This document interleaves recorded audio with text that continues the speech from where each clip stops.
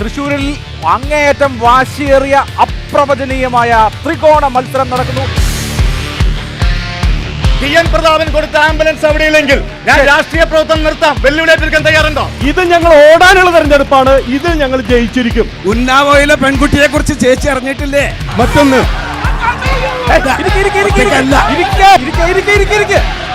കയ്യാങ്കളി വേണ്ട, കയ്യാങ്കളി വേണ്ട.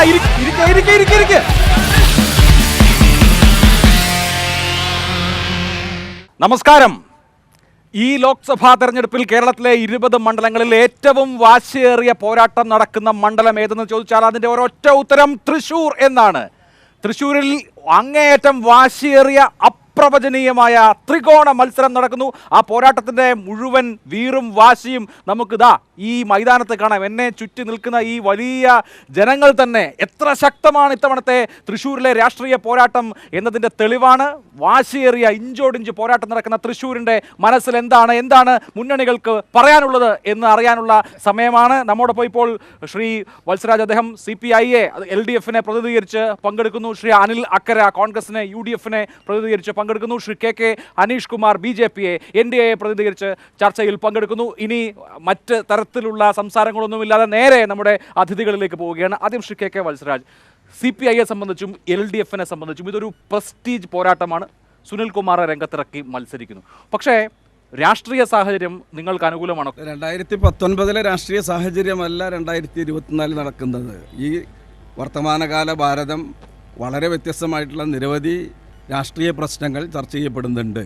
പ്രത്യേകിച്ച് നമ്മുടെ ദേശീയ പ്രസ്ഥാനം മുന്നോട്ട് വെച്ച എല്ലാ നല്ല മൂല്യങ്ങളെയും ഇല്ലാതാക്കാൻ ശ്രമിച്ചുകൊണ്ടിരിക്കുന്ന കേന്ദ്രം ഭരിക്കുന്ന ഒരു ഭരണ സംവിധാനത്തെ ആ ഭരണത്തിൽ നിന്ന് താഴെ ഇറക്കുക എന്ന രാഷ്ട്രീയം ഇന്ത്യ രാജ്യത്ത് വളരെ പ്രധാനപ്പെട്ട രാഷ്ട്രീയമാണ്. ആ രാഷ്ട്രീയം മുൻനിർത്തിക്കൊണ്ടുള്ളതാണ് ഈ ലോക്സഭാ തെരഞ്ഞെടുപ്പ്. അതുകൊണ്ട് തന്നെ അതിൻ്റെ പ്രതിഫലനം തീർച്ചയായിട്ടും കേരളത്തിലെ വോട്ടർമാരുടെ ഇടയിലും പ്രതിഫലിക്കും. ഓക്കെ, ശ്രീ അനിൽ അക്കരെ, എനിക്ക് താങ്കളോട് ചോദിക്കാനുള്ളത്, കേരളത്തിലെ UDF-ന്റെ സിറ്റിംഗ് MP-മാരിൽ മത്സരിക്കാത്തത് തൃശ്ശൂരിൻ്റെ MP ആയിട്ടുള്ള ടി.എൻ. പ്രതാപനാണ്. കഴിഞ്ഞ തവണ വമ്പിച്ച ഭൂരിപക്ഷത്തിന് ജയിച്ച് ഈ മണ്ഡലത്തെ കൈവെള്ളയിൽ പോലും കൊണ്ടു നടന്നിട്ടും ടി.എൻ. പ്രതാപൻ ഇത്തവണ മത്സരിക്കുന്നില്ല. അദ്ദേഹം തെരഞ്ഞെടുപ്പിനെ നയിക്കുകയാണ്. അതൊരു കോൺഫിഡൻസ് ഇല്ലായ്മയുടെ സൂചനയാണോ? രാജ്യത്തെ മുഴുവൻ ജനങ്ങളെയും വർഗീയമായി വിഭജിക്കാൻ ശ്രമിച്ചൊരു ഗവൺമെൻറ്റാണ്. ആ ഗവൺമെൻറ്റിനെ മാറ്റേണ്ടത് മതേതര വിശ്വാസികളുടെയും മുഴുവൻ ആളുകളുടെയും ഉത്തരവാദിത്തമാണ്. അതുകൊണ്ടാണ് നമ്മൾ ഇന്ത്യ മുന്നണി എന്ന് പറഞ്ഞൊരു മുന്നണി ആയി നമ്മൾ മത്സരിക്കുന്നത്. ആ മുന്നണിയുടെ സ്ഥാനാർത്ഥിയാണ് ശ്രീ K. മുരളീധരൻ. അപ്പോൾ ഞങ്ങൾക്ക് ഒരു കാര്യത്തിൽ വളരെ കൃത്യതയുണ്ട്. ഇവിടെ നിന്നും ജയിച്ചു പോകുന്ന 20 MP-മാർ, ആ 20 MP-മാരും ഇന്ത്യ മുന്നണിയുടെ ഭാഗമായി രാജ്യത്ത് ഒരു മതനിരപേക്ഷ ഗവൺമെൻറ് വരുമ്പോൾ അതിന് നയിക്കാൻ പ്രാപ്തമായ ആളുകളായിരിക്കും. നമ്മുടെ സംസ്ഥാനത്തെ ഇന്ത്യൻ നാഷണൽ കോൺഗ്രസുമായി ബന്ധപ്പെട്ട് നോക്കുമ്പോൾ ഞങ്ങളുടെ പ്രധാനപ്പെട്ട നേതാക്കന്മാർ ശ്രീ KC വേണുഗോപാൽ, ശശി തരൂർ, അതുപോലെ തന്നെ കൊടിക്കുന്നിൽ സുരേഷ് ഉൾപ്പെടെയുള്ള കോൺഗ്രസിൻ്റെ പ്രവർത്തക സമിതി അംഗങ്ങൾ, KPC പ്രസിഡന്റ് K. സുധാകരൻ, മുൻ KPC പ്രസിഡന്റ് K. മുരളീധരൻ എന്ന് പറഞ്ഞാൽ 20 പാർലമെൻറ്റ് സീറ്റും ജയിക്കാൻ കഴിയുന്ന അത്തരത്തിലുള്ള സ്ഥാനാർത്ഥികൾ നാളുകളിൽ അല്ലെങ്കിൽ ഈ ഗവൺമെൻറ് ഇന്ത്യയിൽ അധികാരത്തിൽ വരുമ്പോൾ ഗ്യാരണ്ടി, റോൾഡ് ഗോൾഡ് ഗ്യാരണ്ടി അല്ല, ഒറിജിനൽ ഗ്യാരണ്ടിയായി കേന്ദ്രമന്ത്രിയാകാൻ കഴിയുന്ന ഒരാളെയാണ് ഞങ്ങൾ മത്സരിപ്പിക്കുന്നത്. ഓക്കെ, അതാണ് കോൺഗ്രസിന്റെ പോയിന്റ്. ശ്രീ അനീഷ് കുമാർ, കഴിഞ്ഞ ലോക്സഭാ തെരഞ്ഞെടുപ്പിൽ 5 വർഷം മുമ്പ് സുരേഷ് ഗോപി തൃശ്ശൂരിലെ ജനങ്ങളോട് തൃശ്ശൂർ തരുമോ എന്ന് ചോദിച്ചതാണ്. ഞാൻ ആ തൃശ്ശൂർ എടുക്കുമെന്ന് അദ്ദേഹം പറഞ്ഞതാണ്. അതിനുശേഷം ആ തെരഞ്ഞെടുപ്പ് കഴിഞ്ഞു, അത് കഴിഞ്ഞൊരു നിയമസഭാ തെരഞ്ഞെടുപ്പ് കഴിഞ്ഞു. തൃശ്ശൂരിന് ഒരു മാറ്റവുമില്ല. ഇത്തവണ മാറ്റം ഉണ്ടാവും എന്ന് BJP വിചാരിക്കുന്നത് റിയലിസ്റ്റിക് ആയിട്ട് യാഥാർത്ഥ്യബോധത്തോടു കൂടിയാണോ? 2019 തെരഞ്ഞെടുപ്പിൽ വെറും 13 ദിവസമുള്ളപ്പോൾ നോമിനേഷൻ്റെ ലാസ്റ്റ് ഡേറ്റിലാണ് സുരേഷ് ഗോപി ഇവിടെ സ്ഥാനാർത്ഥിയായിട്ട് വരുന്നത്. പക്ഷേ ആ പരിമിതമായിട്ടുള്ള സമയത്തിൻ്റെ ഉള്ളിൽ നിന്ന് പ്രവർത്തിച്ചിട്ടും 2,94,000 വോട്ട് ഈ തൃശ്ശൂരിൽ സമാഹരിക്കാൻ സുരേഷ് ഗോപിക്ക് അന്ന് സാധിച്ചു. അന്ന് സുരേഷ് ഗോപി മത്സരിക്കുന്ന സമയത്ത് തൃശ്ശൂർക്കാരെ സംബന്ധിച്ചിടത്തോളം സുരേഷ് ഗോപി ഒരു സിനിമാ നടൻ മാത്രമാണ്. അദ്ദേഹത്തിൻ്റെ മറ്റ് പ്രവർത്തനങ്ങളെക്കുറിച്ച് തൃശ്ശൂർക്കാർക്ക് വലിയ അറിവില്ല. പക്ഷേ 2019 അദ്ദേഹം പരാജയപ്പെട്ടിട്ടും കഴിഞ്ഞ 5 വർഷക്കാലം ഇവിടെ നിന്ന് ജയിച്ചു പോയ MP-യേക്കാൾ വളരെ നന്നായി തൃശ്ശൂരിന് വേണ്ടിയിട്ട് പ്രവർത്തിച്ച ആളാണ് സുരേഷ് ഗോപി. ഇന്ന് ഈ സുരേഷ് ഗോപി നിരവധി കാര്യങ്ങൾ തൃശ്ശൂരിന് വേണ്ടി, നിരവധി വികസന കാര്യങ്ങൾ വ്യക്തിപരമായും രാജ്യസഭ MP എന്നുള്ള നിലയിലും ഈ തൃശ്ശൂരിൽ ചെയ്യാൻ വേണ്ടി അദ്ദേഹത്തിന് സാധിച്ചിട്ടുണ്ട്. അപ്പോൾ ഇന്ന് സുരേഷ് ഗോപി ആരാണ് എന്നുള്ളത് തൃശ്ശൂരിലെ ജനങ്ങൾക്ക് വളരെ കൃത്യമായിട്ട് അറിയാം. LDF-ന്റെ മത്സരം ആരോടാണ് എന്നുള്ളതാണ്. EP ജയരാജൻ പറഞ്ഞു പല മണ്ഡലങ്ങളിലും മത്സരം NDAയുമായിട്ടാണ്, അവർ വലിയ ശക്തരാണെന്ന്. തൃശ്ശൂർ ആ ഗണത്തിൽ പെടുന്നതാണോ? രണ്ടാമത്തേത്, തൃശ്ശൂരിന് ഒരു കേന്ദ്രമന്ത്രി എന്നുള്ളതാണ് BJP ജനങ്ങൾക്ക് കൊടുക്കുന്ന ഒരു ഗ്യാരണ്ടി. അദ്ദേഹം പറയാൻ മടിച്ചൊരു കാര്യം, രണ്ടാമത് ഇവിടെ നിയമസഭാ തെരഞ്ഞെടുപ്പ് നടന്നു. ആ നിയമസഭാ തെരഞ്ഞെടുപ്പിൽ തൃശ്ശൂരിൽ സാക്ഷാൽ ഈ വടക്കനാഥിൻ്റെ മണ്ണിൽ സുരേഷ് ഗോപി മത്സരിച്ചു, 3-ാം സ്ഥാനത്ത് പോയി. ഇവിടെ ജയിച്ചത് LDF ആണ്. അപ്പോൾ അങ്ങനെ ഒരു പരാജയം കൂടി. സുരേഷ് ഗോപി 19 വന്ന് 21-ലാണ് രണ്ടാമത്തെ മത്സരം നടക്കുന്നത്. 2 വർഷക്കാലം അദ്ദേഹത്തെ മനസ്സിലാക്കിയ ജനം കൃത്യമായി ഉത്തരം നൽകി അദ്ദേഹത്തെ 3-ാം സ്ഥാനത്തേക്ക് ഇരുത്തി. പിന്നെ അദ്ദേഹം വലിയ വികസന പ്രവർത്തനം നടത്തിയതാണ്. അദ്ദേഹം രാജ്യസഭാ മെമ്പറാണ്, ആയിരുന്നു. രാജ്യസഭാ മെമ്പറായിരിക്കുമ്പോൾ 30 കോടി രൂപയാണ് അദ്ദേഹത്തിന് MP ഫണ്ട് ലഭിച്ചത്. തൃശ്ശൂർ ജില്ലയിൽ അദ്ദേഹം ചെലവാക്കിയത് 2 ചില്ലാനം കോടി രൂപ മാത്രമാണ്. ഈ തൃശ്ശൂരിലെ വികസനമാണ് സുരേഷ് ഗോപിക്ക് താല്പര്യം എന്നുണ്ടെങ്കിൽ എന്തുകൊണ്ട് ഗണ്യമായ പണം ഈ ഇവിടെ അതിൻ്റെയൊക്കെ കൃത്യമായ കണക്കുണ്ട്. ഇവിടെ വിവരാവകാശ പ്രകാരം ലഭ്യമായ കണക്കനുസരിച്ച് 2 കോടി 80 ലക്ഷം, അത് തൃശ്ശൂർ ജില്ലയിലാകെ. തൃശ്ശൂർ പാർലമെന്റ് മണ്ഡലത്തിൽ 2 ചില്ലാനം കോടി രൂപ ചെലവഴിച്ചു. എന്നിട്ട് സുരേഷ് ഗോപി വലിയ വികസനം ഇവിടെ നടത്തിയിരിക്കുന്നു എന്ന അവകാശവാദം പൊള്ളയായ അവകാശവാദമാണ്. അതൊക്കെ തിരിച്ചറിയാനുള്ള ബോധം തൃശ്ശൂരിലെ വോട്ടർമാർക്കുണ്ട്. അഭിലാഷ് ചോദിച്ചൊരു കാര്യം, ഇവിടെ ആരുമായിട്ടാണ് മത്സരം? ഇവിടെ LDFും UDFും തമ്മിലാണ് മത്സരം. LDFും UDFും തമ്മിലാണ് കേരളത്തിലെ പൊതുവായിട്ടുള്ള മത്സരം. ഇപ്പോഴത്തെ യഥാർത്ഥ ചിത്രം എന്ന് പറയുന്നത് LDFും UDFും തമ്മിലുള്ള മത്സരം തന്നെ. LDFും UDFും തമ്മിൽ ഒരു തർക്കം കാര്യത്തിലില്ല. ആ മത്സരത്തിൽ ഞങ്ങൾ 1-ാം സ്ഥാനം നിലനിർത്തും എന്നതാണ് അതിൻ്റെ ഒരു യാഥാർത്ഥ്യം. അങ്ങനെയാണല്ലോ ഇപ്പോൾ നടന്നുകൊണ്ടിരിക്കുന്നത്. പിന്നെ ഇവർ പറയുന്ന കാര്യം പൽസരാറ്റം പറഞ്ഞതിനകത്ത് ചെറിയൊരു തെറ്റുണ്ട്. കാരണം നമ്മളത് പറയുമ്പോൾ അങ്ങനെ കാണ്ടടച്ച് പോകാൻ പാടില്ല. സുരേഷ് ഗോപിക്ക് 6 വർഷക്കാലം കിട്ടിയ MP ഫണ്ട് എന്ന് പറയുന്നത് 23,40,00,000 രൂപയാണ്. എൻ്റെ രേഖയുണ്ട്. ഞാൻ അങ്ങനെ അല്ലാതെ സംസാരിക്കില്ല എന്നറിയാലോ. പിന്നെ ഇവർ പറയുന്ന വികസനം എന്ന് പറയുന്നത് എന്താണ്? ഞാൻ ഈ സുരേഷ് ഗോപി അദ്ദേഹത്തിന് കിട്ടിയ 6 വർഷക്കാലം കിട്ടിയ ഫണ്ടുകളുടെ വിനിയോഗം പറഞ്ഞുതരാം. തിരുവനന്തപുരത്ത് അദ്ദേഹം നടപ്പിലാക്കിയത് 79 പദ്ധതികളാണ്. കൊല്ലത്ത് അദ്ദേഹം നടപ്പിലാക്കിയത് 5 പദ്ധതികളാണ്. പത്തനംതിട്ടയിൽ അദ്ദേഹം നടപ്പിലാക്കിയത് 9 പദ്ധതിയാണ്. ആലപ്പുഴയിൽ അദ്ദേഹം നടപ്പിലാക്കിയത് 11 പദ്ധതിയാണ്. തൃശ്ശൂർ അദ്ദേഹം നടപ്പിലാക്കിയത് 28 പദ്ധതിയാണ്. എന്ന് പറഞ്ഞാൽ 79 പദ്ധതിയാണോ വലുത്, 28 പദ്ധതിയാണോ വലുത്? ഇത് രേഖയാണ്. ഞാൻ അഭിലാഷം അറിയുള്ളൂ, ഞാൻ വെറുതെ ഒരു മുൻ നിയമസഭാ അംഗം വന്ന് തമാശയായി പറഞ്ഞു പോകുന്ന ഒരു കാര്യം നടത്തില്ല. അപ്പോൾ ഇവിടെ നടന്നൊരു കാര്യം എന്താണ്? അവനിശ്ശേരി പഞ്ചായത്തിൽ ഒരു സൺസെറ്റ് ഗ്രാം എന്ന് പറഞ്ഞൊരു പ്രോജക്റ്റ് കൊണ്ടുവന്നു. BJP ഞങ്ങൾ ഈ ദത്തെടുക്കുന്ന ഭാഷയോട് ഞങ്ങൾ യോജിക്കുന്ന ആളുകളല്ല. പക്ഷേ നരേന്ദ്രമോദിയുടെ ഒരു കൺസെപ്റ്റാണ്. കാരണം അവനിശ്ശേരി പഞ്ചായത്താണ് ഇവർ ദത്തെടുത്തത്. അവിടെ പ്രത്യേകമായൊരു ഫണ്ടും ആരും കൊണ്ടുവന്നിട്ടില്ല. MP ഫണ്ടിൽ നിന്ന് ലഭിച്ച തുക ഉപയോഗിച്ചുകൊണ്ടാണ് ആ സൺസെറ്റ് ഗ്രാം നടപ്പിലാക്കിയത്. അതുമായി ബന്ധപ്പെട്ട എല്ലാ ഡീറ്റെയിൽസും എൻ്റെ കയ്യിനകത്ത്. അപ്പോൾ അതിനകത്ത് സുരേഷ് ഗോപിയുടെ വിഷയത്തിനകത്ത് ഈ പറഞ്ഞതുപോലെ ഒരു നിയമസഭാ സ്ഥാനാർത്ഥി അല്ലെങ്കിൽ ലോക്സഭാ സ്ഥാനാർത്ഥി നോമിനേഷൻ കൊടുത്ത് 13 ദിവസമോ എനിക്കത് മനസ്സിലാക്കാൻ കഴിഞ്ഞിട്ടില്ല. ഞാൻ പഞ്ചായത്ത് ഇലക്ഷൻ മത്സരിച്ചിട്ടുണ്ട്, ജില്ലാ പഞ്ചായത്ത് ഇലക്ഷൻ മത്സരിച്ചിട്ടുണ്ട്, അസംബ്ലിയിൽ മത്സരിച്ചിട്ടുണ്ട്. 13 ദിവസമാണ് എന്നുള്ളത് അനീഷ് ഒന്ന് കണക്കുകൂട്ടി നോക്കേണ്ട കാര്യമാണ്. രണ്ടാമതൊരു കാര്യം നമ്മൾ മനസ്സിലാക്കണം, ഇവിടെ മത്സരം നടക്കുന്നത് ലോകസഭയിലേക്ക് മത്സരം നടക്കുന്നത് തൃശ്ശൂർ കോർപ്പറേഷനിലെ തേക്കിങ്ങാട് ഡിവിഷനിലേക്ക് മത്സരം നടക്കുന്നത് പോലെയാണ്. ഇത് ദേശീയ അടിസ്ഥാനത്തിലുള്ള മത്സരമാണ്. സ്ഥാനാർത്ഥികൾക്ക് എന്താണ് പ്രസക്തി? നിങ്ങൾ എന്തിനാണ് തുഷാർ വെള്ളാപ്പള്ളി ഇവിടുന്ന് മാറ്റിയത്? ഞങ്ങൾ പറഞ്ഞിട്ടാണോ? തുഷാർ വെള്ളാപ്പള്ളി എന്തിനാണ് മാറ്റിയത്? തുഷാർ വെള്ളാപ്പള്ളി ആയിരുന്നല്ലോ സ്ഥാനാർത്ഥി. അദ്ദേഹത്തെ മാറ്റിയിട്ട് സുരേഷ് ഗോപി വന്നു. അതിനെന്താ പ്രശ്നം? പിന്നെ ഒരുപാട് സമയം കിട്ടിയല്ലോ. അവിടുത്തെ പിന്നെ മീൻ മാർക്കറ്റിൽ പോയി മീൻ തൂക്കം നോക്കി, അവിടെ കുളത്തിന് ചുറ്റുമതിൽ കെട്ടി, അങ്ങനെ ഒരുപാട് വികസനം. ആ 23 വികസനമാണ് നടന്നത്. ആകെ 3 കോടിയുടെ വികസനം മാത്രമാണ് നടന്നത്. TN പ്രതാപൻ മാത്രം 5 കോടി രൂപയുടെ വികസനം തൃശ്ശൂർ മെഡിക്കൽ കോളേജ് നടപ്പിലാക്കിയിട്ടുണ്ട്. അന്നൊന്നും കൊറോണ കാലത്തൊന്നും ഞാൻ ഇദ്ദേഹത്തെ കണ്ടിട്ടില്ല. അത് ഞാൻ അവിടുത്തെ MLA ആണ്, എനിക്കറിയാലോ. അവിടുത്തെ MLA ആണ്. തൃശ്ശൂർ മെഡിക്കൽ കോളേജിൽ നോക്കൂ, ഞാൻ അവിടുത്തെ MLA ആയിരുന്ന ഒരാളാണ്. ഞാൻ ആധികാരികമായാണ് പറയുന്നത്. അല്ല, നിങ്ങൾക്ക് അവസരം തരാം, ആദ്യം പറയട്ടെ. ആധികാരികമായിട്ടാണ് പറയുന്നത്.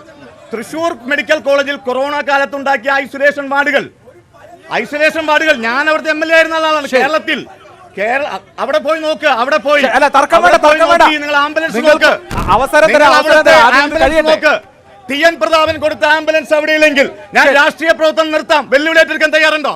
രാഷ്ട്രീയ പ്രവർത്തനം നടത്താം. 2019 സുരേഷ് ഗോപി വരുമ്പോൾ അദ്ദേഹത്തിന് ഒരു സിനിമാ താരത്തിന്റെ പ്രഭയുണ്ട്. പക്ഷെ അതിനുശേഷം അദ്ദേഹം സിനിമാ താരമായി തുടരുന്നുണ്ടെങ്കിലും അദ്ദേഹം സജീവ രാഷ്ട്രീയ പ്രവർത്തകനാണ്. അദ്ദേഹം 2 തെരഞ്ഞെടുപ്പിൽ മത്സരിച്ച ആളാണ്. ഇപ്പോൾ അദ്ദേഹം ഒരു രാഷ്ട്രീയ പ്രവർത്തകൻ എന്നുള്ള നിലയിൽ തന്നെയാണ് ജനങ്ങളെ അഭിസംബോധന ചെയ്യുന്നത്. അപ്പോൾ ഈ മണ്ഡലത്തിന്റെ ഒരു സ്വഭാവം, ഇതിന്റെ ഒരു ഡെമോഗ്രഫിയൊക്കെ വെച്ച് BJPയെ സംബന്ധിച്ച് രാഷ്ട്രീയമായ ഒരു മത്സരം നടന്നാൽ ജയിക്കാൻ പറ്റുന്ന മണ്ഡലമാണോ? 2019 സുരേഷ് ഗോപിയോട് മത്സരിക്കുന്ന സമയത്ത് തൃശ്ശൂർ നിയമസഭാ മണ്ഡലത്തിൽ, അതിൻ്റെ കണക്കാണല്ലോ ഇവിടെ സൂചിപ്പിച്ചത്, തൃശ്ശൂർ നിയമസഭാ മണ്ഡലത്തിൽ സുരേഷ് ഗോപിക്ക് കിട്ടിയത് 36,000 വോട്ടാണ്. 2021 അദ്ദേഹം നിയമസഭാ തെരഞ്ഞെടുപ്പിൽ മത്സരിച്ചപ്പോൾ ആ 36,000 വോട്ട് 41,000 വോട്ടായിട്ട് സുരേഷ് ഗോപി വർദ്ധിപ്പിച്ചു. 5,000 വോട്ട് വർദ്ധിച്ചു. പുറകോട്ടല്ല പോയത്, വോട്ട് വർദ്ധിപ്പിക്കുകയാണ് സുരേഷ് ഗോപി ചെയ്തത്. ഒരു കുട്ടി ജനിച്ചാൽ ഉടനെ തന്നെ എഴുന്നേറ്റ് ഓടില്ല. ആ കുട്ടി ആദ്യം കമിഴ്ന്ന് കിടക്കും, മുട്ടുകുത്തും, പിന്നെ നടക്കും, പിന്നെ ഓടും. ഇതൊക്കെ ഒരു ഘട്ടങ്ങളാണ്. BJPയെ സംബന്ധിച്ചിടത്തോളം ഘട്ടം ഘട്ടം പിന്നിട്ടുകൊണ്ട് ഭാരതീയ ജനതാ പാർട്ടി വളർന്നുകൊണ്ടിരിക്കുകയാണ്. ഇത് ഞങ്ങൾ ഓടാനുള്ള തെരഞ്ഞെടുപ്പാണ്, ഇതിൽ ഞങ്ങൾ ജയിച്ചിരിക്കും. 5,000 വോട്ടാണ് ഞങ്ങൾ വർദ്ധിപ്പിച്ചത്, അത് നിങ്ങൾ മനസ്സിലാക്കണം. ഇപ്പോൾ അനിൽ അക്കർ തന്നെ ഇവിടെ സെൽഫ് ഗോൾ അടിച്ചിട്ടുണ്ട്. അപ്പോൾ സുരേഷ് ഗോപി, നിങ്ങളൊരു കാര്യം മനസ്സിലാക്കുക, അദ്ദേഹം വായിച്ച കണക്ക്, സുരേഷ് ഗോപി തൃശ്ശൂരിൽ ജയിക്കാൻ വേണ്ടി ഒരു രാഷ്ട്രീയ തന്ത്രവും അദ്ദേഹം ചെയ്തിട്ടില്ല. അദ്ദേഹം എന്താ ചെയ്തത്? തിരുവനന്തപുരം മുതൽ കാസർഗോഡ് വരെ എല്ലാ ജില്ലയ്ക്കും വികസന പദ്ധതികൾ അനുവദിച്ച MP ആണ് സുരേഷ് ഗോപി. അദ്ദേഹത്തെ നിങ്ങൾ കണ്ടു പഠിക്കണം. ഇനി വത്സരാജ് ഇവിടെ പറഞ്ഞു സുരേഷ് ഗോപി എന്ത് ചെയ്തു. സുരേഷ് ഗോപി എന്ത് ചെയ്തു എന്ന് നിങ്ങളുടെ മേയറോട് ചോദിക്കും. നിങ്ങളുടെ മേയർ വളരെ വൃത്തിയായിട്ട് പറഞ്ഞിട്ടുണ്ട്, സുരേഷ് ഗോപിയെ കണ്ടുപഠിക്കണം. വികസനത്തിന്റെ കാര്യത്തിൽ പ്രതാപൻ പറഞ്ഞു പറ്റിക്കുന്ന MP ആണ്, പക്ഷേ സുരേഷ് ഗോപി വാക്ക് പറഞ്ഞാൽ പാലിക്കുന്ന MP ആണ് എന്ന് പറഞ്ഞത് CPM-ന്റെ മേയറാ, ഞങ്ങളുടെ മേയറല്ല. അപ്പൊ നിങ്ങൾക്ക് നല്ല ബോധ്യമുണ്ട്, നിങ്ങളുടെ MP സമ്പൂർണ്ണ പരാജയമായിരുന്നു എന്നുള്ളത് നിങ്ങൾക്ക് ബോധ്യമുണ്ട്. അതുകൊണ്ടാണ് പ്രതാപനെ നിങ്ങൾ കെട്ടുകെട്ടിച്ചത്. ഇനി നിങ്ങളുടെ കൊരുകോല് തന്നെ നടത്തിയിട്ടുള്ള സർവേയിൽ 19ഉം 20ഉം സ്ഥാനമാണ് MP-മാരുടെ പെർഫോമൻസിൽ. ഏറ്റവും മോശം സ്ഥാനത്ത് നിൽക്കുന്ന 2 MP-മാര്. അപ്പൊ എന്തായാലും വടകരയും തോൽക്കും, തൃശ്ശൂരും തോൽക്കും. വടകര എങ്ങനെയെങ്കിലും രക്ഷിച്ചെടുക്കാൻ പറ്റുമോ എന്ന് അറിയാൻ വേണ്ടിയിട്ടാണ് അവിടെ നിന്ന് മുരളീധരനെ ഇവിടേക്ക് കൊണ്ടുവന്നിട്ടുള്ളത്. തോൽവിയുടെ കാര്യത്തിൽ ഈ തെരഞ്ഞെടുപ്പിൽ മുരളീധരൻ റെക്കോർഡ് ഇടുമെന്ന കാര്യത്തിൽ സംശയം വേണ്ട. ഞാൻ പറയട്ടെ, ഞങ്ങൾ ആരും തോറ്റതിനെ പരിഹസിച്ചില്ല. നിങ്ങളാണ് രണ്ട് തെരഞ്ഞെടുപ്പ് സുരേഷ് ഗോപി തോറ്റതിന് നിങ്ങൾ പരിഹസിച്ചു. നിങ്ങൾ ഒരു കാര്യം മനസ്സിലാക്കുക, നിങ്ങളുടെ രാഹുൽ ഗാന്ധി ഉത്തരേന്ത്യയിലൊന്നും എവിടെയും നിന്ന് രക്ഷപ്പെടാതെ വയനാട്ടിലേക്ക് വന്നു. ആ വയനാട് മണ്ഡലത്തിൽ ഒരു വടി കുത്തി നിർത്തി ആ വടിക്ക് വോട്ട് ചെയ്യണമെന്ന് പറഞ്ഞാൽ കോൺഗ്രസ് ജയിക്കും. ഒരു വടി കുത്തി നിർത്തി ആ വടിക്ക് വോട്ട് ചെയ്യണമെന്ന് പറഞ്ഞാൽ അവിടെ ജയിക്കും. അവിടെ തോറ്റാളാ മുരളീധരൻ, ആ മുരളീധരൻ തൃശ്ശൂർ ജയിക്കുന്നു. ഞാൻ തിരുവനന്തപുരം മുതൽ കാസർഗോഡ് വായിച്ചു, അസത്യം. ഞാൻ എല്ലാ ജില്ലയും വായിച്ചില്ല. എറണാകുളം ജില്ലയിൽ സുരേഷ് ഗോപി മണ്ഡലത്തിന് MP ഫണ്ട് കൊടുത്തു എന്നാ പറയുന്നത്. അതെങ്ങനെ ഇവിടുത്തെ MP ആലത്തൂർ ബഹളം വെക്കാതെ നേതാക്കൾ സംസാരിക്കട്ടെ. പറയട്ടെ. ഞാൻ പറയാം, ബഹളം വെച്ചാൽ ആരും ഒന്നും കേൾക്കില്ല. ഞാൻ പറയാം. സുരേഷ് ഗോപി എറണാകുളം ജില്ലയിൽ ഫണ്ട് കൊടുത്തിട്ടില്ല. കേരളത്തിലെ 13 ജില്ലയിലെ ഫണ്ട് ഞാൻ വെല്ലുവിളി സംസാരിച്ചു. 13 ജില്ല സമ്മതിച്ചല്ലോ. ഞാൻ പറഞ്ഞല്ലോ, എറണാകുളം ജില്ല കൊടുത്തിട്ടില്ല. പിന്നെ രണ്ടാമത്ത് അനീഷ് ഉത്തരവാദിത്തമുള്ള രാഷ്ട്രീയ പ്രവർത്തനാണ്, BJPയുടെ ജില്ലാ പ്രസിഡന്റാണ്. എല്ലാ ബഹുമാനത്തോടുകൂടി പറയുന്നു, ആലത്തൂർ നിയോജനത്തിൽ തൃശ്ശൂർ MPക്ക് എങ്ങനെ ഫണ്ട് കൊടുക്കാൻ കഴിയുമെന്നുള്ളതാണ് സർക്കാർ ഉത്തരവുകൾ. അത് അറിയാത്തതുകൊണ്ടാണ്. സർക്കാർ ഉത്തരവുകൾ പഠിച്ചാൽ മനസ്സിലാക്കാൻ കഴിയും. HDC എന്ന് പറയുന്ന ഹോസ്പിറ്റൽ മാനേജ്മെൻറ്റ് കമ്മിറ്റി എവിടെയാണ്? ആ കമ്മിറ്റിയിൽ തൃശ്ശൂർ ജില്ലയിലെ 3 MP-മാർ, അന്നുണ്ടായിരുന്ന മുഴുവൻ മന്ത്രിമാരും അതിനകത്ത് പ്രതികളാണ്. അവർക്ക് മുഴുവൻ ഫണ്ട് കൊടുക്കാം. അതിൻ്റെ ഭാഗമായി TN പ്രതാപൻ കൊറോണ കാലത്ത് ഉൾപ്പെടെ ആംബുലൻസ് ഉൾപ്പെടെ 5 കോടി രൂപയുടെ പദ്ധതി നടപ്പിലാക്കിയിട്ടുണ്ട്. അത് ആലത്തൂർക്കാർക്ക് വേണ്ടി മാത്രമല്ല, കേരളത്തിലെ പാവപ്പെട്ടവർക്ക് വേണ്ടി. നമുക്ക് പ്രാണ പദ്ധതിക്ക് 7.5 ലക്ഷം രൂപ സ്വന്തം പോക്കറ്റിൽ നിന്ന് പണം കൊടുത്തു. നിങ്ങളുടെ പ്രതാപ MP ഫണ്ടിൽ നിന്ന് കൊടുത്ത പറയുന്നത് സ്വന്തം പോക്കറ്റിൽ നിന്ന് 7.5 ലക്ഷം രൂപ പ്രാണ പദ്ധതിക്ക് തൃശ്ശൂർ മെഡിക്കൽ കോളേജ് കൊടുത്തു സുരേഷ് ഗോപി. കൊടുത്തിട്ടുണ്ടോ? ശരി, നമുക്ക് അതെല്ലാം എല്ലാം ചർച്ച ചെയ്യാം. പറഞ്ഞോളൂ. ഞാൻ ഉദ്ദേശിച്ചത് നമ്മുടെ അനീഷ് പറഞ്ഞു, നിയമസഭാ തെരഞ്ഞെടുപ്പിൽ 5,000 വോട്ട്. കോടി രൂപ രാഹുൽ ഗാന്ധിക്ക് 24 കോടി രൂപ. ഹലോ, 1 രൂപ വയനാട്ടിൽ കൊടുത്തു. 4 കോടി രൂപയുടെ ആസ്തിയുണ്ട്. 1 രൂപ കൊടുത്തോ? കൊറോണ കാലത്ത് സ്വന്തം പണം കൊടുത്തോ? കൊടുത്തോ? 1 രൂപ കൊടുത്തിട്ടില്ല. സുരേഷ് ഗോപിയേക്കാൾ ആസ്തിയുണ്ട് രാഹുൽ ഗാന്ധിക്ക്. സുരേഷ് ഗോപി അധ്വാനിച്ചുണ്ടാക്കിയ പണ, നിങ്ങളുടെ നേതാക്കന്മാരെ പോലെ കട്ടുണ്ടാക്കിയ പണല്ല. അല്ല, ഇവിടെ അനീഷ് പറഞ്ഞു ഘട്ടം ഘട്ടമായിട്ട് വോട്ട് ഷെയർ വർദ്ധിപ്പിക്കുകയാണ് BJP ചെയ്തിരിക്കുന്നത്. അതിൻ്റെ ഭാഗമായിട്ടാണ് തൃശ്ശൂർ അസംബ്ലി മണ്ഡലത്തിൽ 5000 വോട്ടിൻ്റെ വർധനവുണ്ടായി. അനീഷ് മനസ്സിലാക്കേണ്ടത് ലോക്സഭാ തെരഞ്ഞെടുപ്പല്ലേ.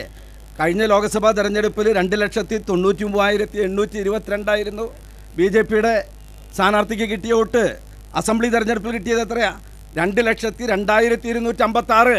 അത് വർധനവാണോ? കുറയാണ് ചെയ്തിരിക്കുന്നത്. തൃശ്ശൂർ മണ്ഡലത്തിൽ കൂടിയിട്ടുണ്ടായിരിക്കും. ലോക്സഭാ തെരഞ്ഞെടുപ്പിൽ ഉണ്ടായ വോട്ടിനേക്കാൾ നിയമസഭാ തെരഞ്ഞെടുപ്പിൽ വോട്ട് ഷെയർ കുറഞ്ഞിരിക്കുകയാണ് ചെയ്തിട്ടുള്ളത് എന്ന യാഥാർത്ഥ്യം. ശരി ഇനി കേൾക്കൂ ഞാൻ എനിക്ക് 2014 മുതൽ 2024 വരെ ഇവിടെ NDA സർക്കാർ ഭരിക്കുകയാണ്. പാർലമെന്റിൽ പറഞ്ഞിട്ടുള്ള 11 ലക്ഷത്തോളം പേരുടെ തൊഴിൽ നികത്തിയിട്ടില്ല എന്നുള്ളതാണ് കേന്ദ്ര പൊതുമേഖല സംസ്ഥാന സർക്കാരുകളുടെ ഇതിന് ഭാഗമായിട്ട്. അപ്പോൾ അതിലൂടെ സത്യത്തിൽ ദളിത് പിന്നോക്ക ജനവിഭാഗങ്ങൾക്ക് വരുന്ന 1,10,000-ഓളം വരുന്ന വേക്കൻസികൾ നികത്തപ്പെടുന്നില്ല. അതുകൊണ്ട് തന്നെ ഞാൻ ചോദിക്കുന്നത്, മുൻകാലഘട്ടങ്ങളിലാണെങ്കിൽ സ്പെഷ്യൽ ഡ്രൈവിലൂടെ പിന്നോക്ക ദളിത് വിഭാഗങ്ങൾ SC/ST വിഭാഗത്തിലുള്ള പ്രത്യേകമായിട്ട് എടുക്കുമായിരുന്നു. നിങ്ങൾ ഈ 10 വർഷത്തിനിടയിൽ അത്തരത്തിൽ ഏതെങ്കിലും ഒരു റിക്രൂട്ട്മെന്റ് ഈ NDA സർക്കാർ നടത്തിയിട്ടുണ്ടോ എന്നുള്ള വിവരം വിശദീകരിച്ച് നന്നായിരുന്നു. ഈ ചോദ്യത്തിനുള്ള ഉത്തരം നിങ്ങൾക്ക് കിട്ടണമെങ്കിൽ നിങ്ങൾ കൃത്യമായിട്ട് പത്രം വായിച്ചാൽ മതി. കഴിഞ്ഞ ഒരു വർഷത്തിനിടയിൽ വിവിധ തൊഴിൽ മേളകളിൽ കൂടി 5 ലക്ഷം തൊഴിൽ നരേന്ദ്രമോദി സർക്കാർ നൽകിയിട്ടുണ്ട്. നേരിട്ട് നരേന്ദ്രമോദി സർക്കാർ നൽകിയിട്ടുണ്ട്. ഒരു വർഷം കൊണ്ട് 5 ലക്ഷം തൊഴിൽ. ഇതെല്ലാ പത്രങ്ങളിലും ഈ തൃശ്ശൂർ ജില്ലയിൽ തന്നെ നിരവധി ആളുകൾക്ക് തൊഴിൽ കിട്ടിയിട്ടുണ്ട്. തൃശ്ശൂർ ജില്ലയിൽ നിരവധി ആളുകൾക്ക് തൊഴിൽ കിട്ടിയിട്ടുണ്ട്. തൊഴിൽ മേളകളിൽ കൂടി നിങ്ങൾ കളവ് പറഞ്ഞ പോരാ. നിങ്ങൾ 5 ലക്ഷം പേർക്ക് തൊഴിൽ കൊടുത്തത് എവിടെ? ഏതെങ്കിലും മേഖല ചൂണ്ടിക്കാണിക്ക്. ഏതെങ്കിലും മേഖല. ചോദ്യം തർക്കങ്ങൾ ഒഴിവാക്കി നമുക്ക് സമാധാനപരമായിട്ട് ചർച്ച ചെയ്യാം. അസഹിഷ്ണുത വേണ്ട. എല്ലാവർക്കും പറയാം. വളരെ കൃത്യമായി സംവാദം നടത്തുന്ന ആളാണ് ചേട്ടൻ. ആൾക്കൊരു അവസരം പ്രത്യേകമായി കൊടുക്കാം. ഇനിയൊരു 100 ജന്മം കൂടിയും എനിക്ക് ആയുസ് ഉണ്ടാവട്ടെ എന്നോ നിങ്ങൾ പ്രാർത്ഥിക്കുകയാണെങ്കിൽ എനിക്ക് CPM-ൽ നിൽക്കാനുള്ള ആയുസ് ഉണ്ടാവില്ല. ഞാൻ BJP-ക്ക് പോകേണ്ടി വരും. പ്രാർത്ഥിക്കരുത്. നിങ്ങൾ എനിക്ക് വേണ്ടി പ്രാർത്ഥിക്കരുത്. ഞാൻ നാളെ തന്നെ CPM മാറി കോൺഗ്രസ് BJP-ക്ക് പോകേണ്ടി വരും. ദൈവത്തോർത്ത് പ്രാർത്ഥിക്കരുത്. അപ്പൊ ഞാൻ തുടങ്ങാം. ചോദ്യം കോൺഗ്രസിനോടാണ്. നിങ്ങൾ കഴിഞ്ഞ പാർലമെന്റ് ഇലക്ഷനകത്ത് ഭൂരിപക്ഷം MP-മാരോട് ജയിച്ചു പോയിട്ട് അവിടെ കഴിഞ്ഞ 5 വർഷക്കാലം രാജ്യത്തിൻ്റെ ഏറ്റവും ഭാവി നിർണ്ണയിക്കുന്ന ഒട്ടനവധി കാര്യങ്ങൾ നടന്നു. അതിലൊന്ന് പൗരത്വ ഭേദഗതി ബില്ലാണ്. ആ ബില്ല് 2019 വരുന്ന സമയത്ത് നിങ്ങൾ കണ്ണടച്ചിരുട്ടാക്കി മിണ്ടാതിരുന്നു. ഞാൻ പറയട്ടെ അസഹിഷ്ണുത പാടില്ല.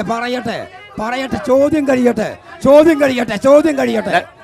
അതേപോലെ തന്നെ ഇന്ത്യയിലെ 50 കോർപ്പറേറ്റുകൾക്ക് അംബാനി അടക്കമുള്ള ആളുകൾക്ക് പൊതുമേഖലാ സ്ഥാപനങ്ങളെ ഒന്നൊന്നായി കച്ചവടം ചെയ്യുന്ന സമയത്തും അവസാനം ഏറ്റവും നന്നായി നാമെല്ലാം അഭിമാനം കൊള്ളുന്ന ISROയെ പോലും സ്വകാര്യവൽക്കരിച്ച് അദാനിയും അംബാനിക്കും കൈമാറി സുന്ദരമോഹന സ്വപ്നം കാണുന്ന മോദിയുടെ മോഹനം അവിടെ പാസ്സാക്കുമ്പോഴും നിങ്ങൾ മിണ്ടിയില്ല. ഒറ്റ മിനിറ്റ്. ബിജെപിയോട് മാത്രമല്ല കോൺഗ്രസിനോട് കൂടി ചോദിക്കുകയാണ്. ഇന്ത്യ രാജ്യത്ത് ന്യൂനപക്ഷങ്ങളെ കശാപ്പ് ചെയ്യുമ്പോൾ, ദളിത് വിഭാഗങ്ങളെ കശാപ്പ് ചെയ്യുമ്പോൾ, ഇന്ത്യ രാജ്യത്ത് ഇപ്പൊ മണിപ്പൂരിൽ അവസാനത്തെ ഉദാഹരണം, പെൺകുട്ടികളെ സ്ത്രീകളെ നഗ്നരാക്കി തെരുവിലൂടെ നടത്തി ബലാത്സംഗം ചെയ്യുന്ന സമയത്ത് പോലും ഒരക്ഷരം പോലും മിണ്ടാതെ 90 ദിവസം നിങ്ങളുടെ പ്രധാനമന്ത്രി ഇന്ത്യക്കകത്ത് മൗനം പാലിച്ച നിങ്ങൾക്ക് എങ്ങനെ സ്ത്രീ സുരക്ഷിതത്വം നടപ്പിലാക്കാൻ കഴിയും? ഈ പാർലമെന്റിലെ തന്നെ രേഖകളെടുത്താൽ ശ്രീ TN പ്രതാപനും K മുരളീധരനും ഉൾപ്പെടെയുള്ള MP-മാരെ 5 തവണയാണ് ലോക്സഭയിൽ സസ്പെൻഡ് ചെയ്തത്. മഹാരാഷ്ട്രയിലെ തെരഞ്ഞെടുപ്പ് വിധി അട്ടിമറിക്കാനുള്ള BJP നീക്കത്തിനെതിരാണ് ആദ്യത്തെ സസ്പെൻഷൻ.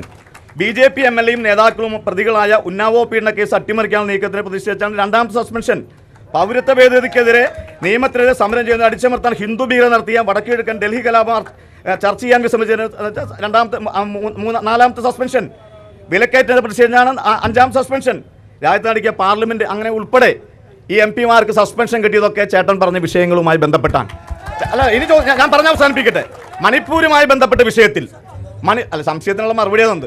മണിപ്പൂരുമായി ബന്ധപ്പെട്ട വിഷയത്തിൽ രാജ്യം നെടുങ്ങിയ വിഷയമാണ്.